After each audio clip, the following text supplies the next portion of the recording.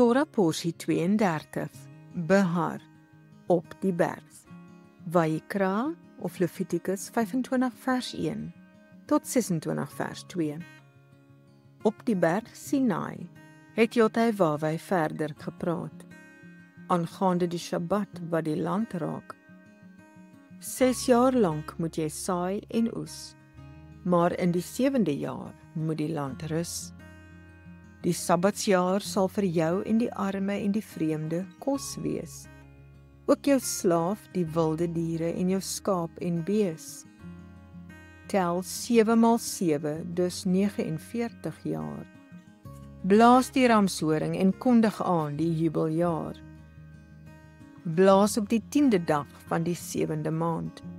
En elke een sal na sy grond en besittings teruggaan. Met die koop en verkoop van grond moet jy mekaar nie onderdruk. Volgens die aantal oeste tot en met die jubeljaar sal jy die prys skik. So sal ons almal veilig woon en volop eet, as ons sy voorskrifte doen wat hy ons gee. Jotawawai sal sy seun vir 3 jaar beveel in die 6de jaar, as ons die vrees wat om te eet in die 7de jaar. Eet van die oue totdat die saad van die 8ste jaar inkom as oes in die 9de jaar. Omdat die land aan Jotawawai behoort, mag jy dit nooit permanent verkoop. In die hele land moet erfporsies kan herstel. Iemand wat dit verloor, moet kan teruggaan in die juwel. 'n losser kan dit ook vir hom terugkoop intussen, of as hy self genoeg kon vind vir die terugkoping. Betaal hy die oorblywende oeste en gaan terug na sy besitting.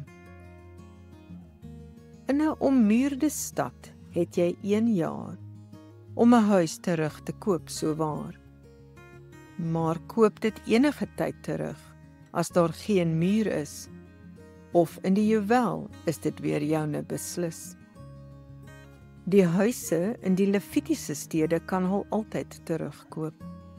Die veld daar rondom mag nooit verkoop. 'n verarmde broer mag jy nie as 'n slaaf dwing. Hy moet jou dien soos die bywoner of huurling, en in die juweljaar teruggaan na sy besitting. Jy mag nie met hardheid oor hom heers. Jy moet jou God respekvol vrees. As 'n broer homself aan 'n vreemdeling verkoop, as gevolg van sy finansiële nood, mag die nie met hardheid oor hom heers, en hy sal altyd deur familie terugkoopbaar wees. As hy self kan, sal hy volgens die jare tot juwel sy terugkoopprys bereken en aan sy koper uittel. Indien hy nie teruggekoop is, gaan hy in die juwel vry. Israel is Jotawawai se dienskneg. Uit Egipte het hy hul gelei. Geen afgode mag Israel maak, nie 'n gekerfde beeld of afgesonderde pilaar.